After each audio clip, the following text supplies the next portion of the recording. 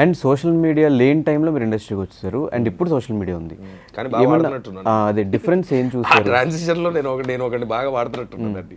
ఏం అబ్జర్వ్ చేశారు మీరు అప్పుడు ఇప్పుడు?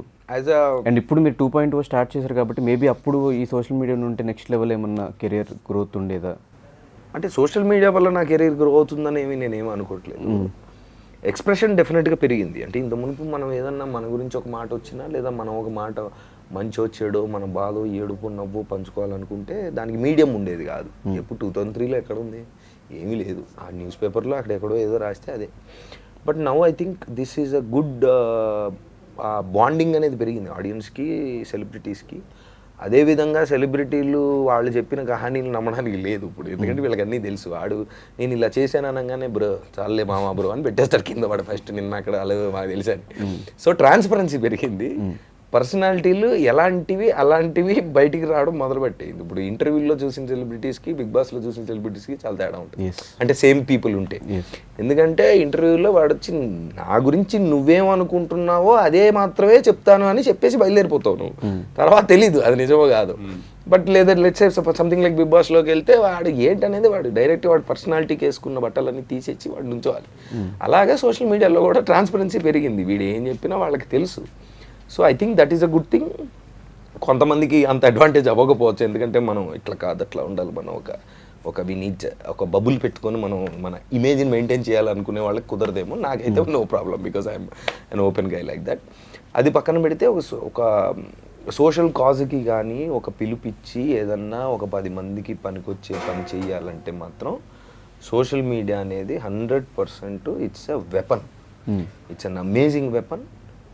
అది నాకు పర్సనల్గా నేను చూసా. అది మన మద్రాస్ కోసం అప్పుడు లేదంటే 2-3 ఏవో జరిగినప్పుడు నేను వాడడం బాగా జరిగింది అది. అండ్ జనాలకు కూడా అది అంటే I could see that the strength in numbers can be యూనిఫైడ్గా దాన్ని ఒక పవర్ పెరుగుతుందని చూసా. నెగిటివ్స్ కూడా చాలా ఉంటాయి ఆబ్వియస్లీ. ఇంకా అదే పనిగా రోజు ఏదో పెట్టాలని పులిహోరలు అయిపోతున్నాయో లేదంటే ఎవడో ఎక్కడో కూర్చొని ఆడికి ఏం ఉండదు. ఇప్పుడు రోడ్డు మీద వెళ్తున్నప్పుడు ఒక అటు అలా వెళ్తున్న వాడిని పక్క నుంచి రాయి తీసారా ఎదవా అని చెప్పి రాయి ఇసిరేవాడికి పిచ్చి అంటారు ప్రపంచంలో మామూలుగా. అదే సోషల్ మీడియాలో అది పిచ్చి అని తెలుసుకోకుండా చాలామంది పిచ్చోళ్ళు అలాగా బిహేవ్ చేస్తారు. ఇప్పుడు ఎవడో వాడేదో పెడతాడు, అరే నువ్వు అని మొదలు పెడతాడు. వాడికి సంబంధం ఏంటి, వాడిని ఎందుకు వీడి తిట్టాలనిపించింది, వాడికి ఏంటి కోపం అనేది ఎవరికి తెలియదు. అదొక నెగిటివ్. సో ఒకప్పుడు లేని ఫ్యాన్ వార్స్ కూడా ఇప్పుడు చాలా పెరిగిపోయినాయి. అది ఇంత మునుపు బయట రోడ్ల మీద థియేటర్లో ఊర్లో జరిగేవి అప్పుడు కూడా జరుగుతున్నాయి. అదొక అన్ని జరుగుతున్నాయి. But see there is good and bad in everything. మనం దాంట్లోంచి ఏం తీసుకుంటున్నాం, మనం ఎలా వాడుతున్నాం, how are we manoeuvring travelling between them అనేది మన విచక్షణ అనేది మనం చూసుకోవాలి. So 20 years of your industry journey, 20 yearsలో నవదీప్ ఏంటి, ఇప్పుడు 2.0 నవదీప్ ఏంటి? ఇంత మునుపు అంటే ఓకే, ఇంత మునుపు జీవితం చిన్న ఏజ్లో ఇండస్ట్రీకి రావడం వల్ల ప్రాపర్ ప్లానింగ్ ఏమన్నా లేదనుకోవచ్చు? Proper plan zero. అనుకోవటం ఏం లేదు అసలు. లేదు, ఏం తెలియదు. 17 yearsకి ఏం తెలుసు?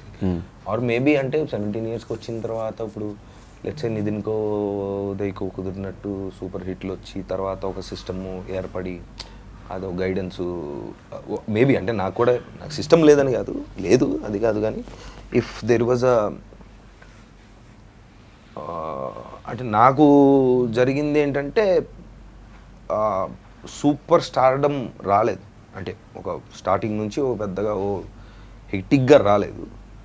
తర్వాత ప్లానింగ్ అంటారా అంటే అప్పటికి నాకు తెలిసిన నాలెడ్జ్కి, నాకు తెలిసిన పర్సనాలిటీకి ఉన్న డెసిషన్స్ ఏవో తీసుకుంటూ కింద పైన ఏదో పడుతూ వచ్చాను.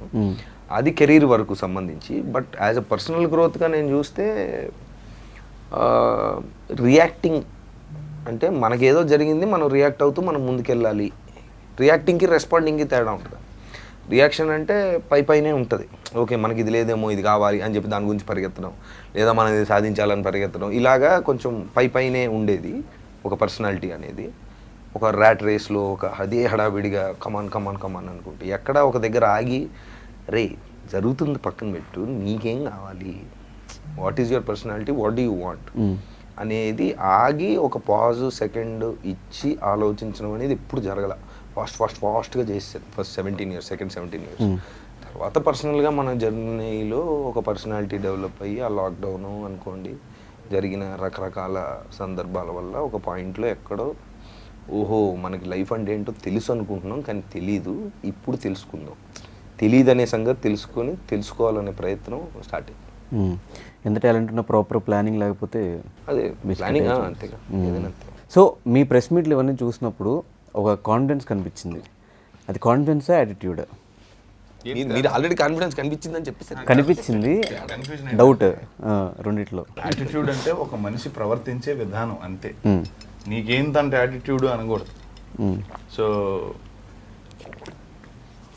మాస్ అంటాం మనం. ఫర్ ఎగ్జాంపుల్ మాస్ అంటే ఫిజిక్స్లో వెయిట్ అని అర్థం. మాస్ అంటే అట్లా కాదు. సో దాన్ని తీసుకొచ్చి మాస్కి ఎందుకు పెట్టారంటే, మాస్ అంటే లార్జ్ నెంబర్ ఆఫ్ క్రౌడ్ ఉన్నప్పుడు ఇట్స్ మాసెస్ అంటారు ఫిజిక్స్లో. దాన్ని మనోళ్ళు వేరేగా వాడతారు. అలాగే యాటిట్యూడ్ కూడా వేరేలాగా వాడతారు. బట్ ఎనీవే, సో మీరే అడిగారు కాన్ఫిడెన్సా యాటిట్యూడ్ అంటే ఆ రెండు ఏం లేదండి. ఒక మనిషి మాట్లాడుతున్నప్పుడు నేను మామూలుగా ఎలా మాట్లాడుతానో అలా మాట్లాడుతున్నాను అంతే. It's nothing like. సినిమా గురించి I'm very confident because any art form, మీరు పెయింటర్ అనుకోండి, ఓ పెయింటింగ్ వేశారు, మీకు ఏదో ఒక అద్భుతమైన ఎమోషన్ వచ్చింది, ఒక పెద్దది ఏదో పెట్టి తన్నని ఒక స్ప్లాష్ అలా వేసి వావ్ అన్నారు మీరు. ఇంకోటి ఎవడో చూసి ఇదేంటి ఇలా జల్లి ఏదేదో పెద్ద పెయింటింగ్ అంటాడు ఏంటి అంటాడు. సో ఒక ఆర్ట్ పీస్ వేసినప్పుడు అది చూసి ఒక్కొక్కడు ఒక్కోలాగా అనుకుంటాడు. అందరూ ఒకేలాగా అనుకోవాలని అనుకోవటం చాలా తప్పు. ఫస్ట్ ఆఫ్ ఆల్ నచ్చచ్చు నచ్చకపోవచ్చు, అది చూసేవాడి పాయింట్ ఆఫ్ వ్యూ. బట్ వేసినోడిగా నేను వేసింది నాకు నచ్చింది, తను యాక్ట్ చేసాడు, తన క్యారెక్టర్ తనకు నచ్చింది. So we're fine with what we made, we're putting it out. డిస్ప్లేకి పెడుతున్నాం మేము వేసిన ఆర్ట్ పీస్, అది వీఆర్ ప్రిపేర్డ్. అందరికీ ఎలా నచ్చుద్ది? కొంతమంది బ్రహ్మానందం గారి లాగా ఆ సీన్లో ఏయ్ అని కూడా అంటారు. Everything is possible. So I'm very clear about those things. That's all. And ఫైనల్గా బ్రో, ఎందుకు ఏం చేసినా కూడా మీ మీద కాంట్రవర్షియల్ ఇంకా తగ్గట్లేదు? ఏం చేసినా ఎంత జరిగినా ఏం చేసినా బిగ్ బాస్ మిమ్మల్ని అన్ని రోజులు చూసిన తర్వాత కూడా కాంట్రవర్సీలు వచ్చినాయి. ఏ సినిమా చేసినా కాంట్రవర్సీ వస్తుంది. కాంట్రవర్సీకి బిగ్ బాస్కి నా పర్సనాలిటీకి సంబంధం లేదు కదా. నా పర్సనాలిటీ ప్రజలకి తెలుసు. కాంట్రవర్సీ తెచ్చేది ప్రజలు కాదు. సరదాగా ఆ న్యూస్ ఆర్టికల్లో ఏ తమ్మునైలు వేస్తే ఏం చూస్తారనేది అది ఒక వర్గంలో ఒక న్యూసో ఒక మీడియాలో దాంట్లో. ఇప్పుడు అది మనం కూర్చొని మాట్లాడుకుంటున్నాం ఇక్కడ. ఎందుకు ఎప్పుడు మీ పేరే వినిపిస్తుంది? బయట ఎక్కడ వినిపించలా. లాస్ట్ బెంచ్ ఇచ్చారు. ఆ లాస్ట్ బెంచ్ ఇది, అది ఒకటి ఉంటుంది. ఏ లాస్ట్ బెంచ్? ఇప్పుడు సిండ్రోమ్, లాస్ట్ బెంచ్ సిండ్రోమ్ అని ఒకటి ఉంటుంది. స్కూల్లో లాస్ట్ బెంచ్లో ఒకటి గొడవ చేసాడు. ఇప్పుడు ఒక చిన్న అల్లరి జరుగుతుంటే దాంట్లో ఉన్నాడు వాడు. ఓకే, నెక్స్ట్ టైం ఏం చేసినా గాడే చేసి మరి అంతే కదా. అది ఎవరంటారు? క్లాస్లో ఉన్నవాళ్ళు ఎవరు అంటారు? బయట ఈ విషయం చూడకుండా పక్క నుంచి వెళ్తున్న ప్రిన్సిపల్ 10th సెన్సీనా అయితే వాడే అయి ఉంటాడు అంతే, అంతకంటే లేదు. కేర్ ఆఫ్ కాంట్రవర్సీస్ అసలు కాదు. ఓకే, అంటే ఇప్పుడు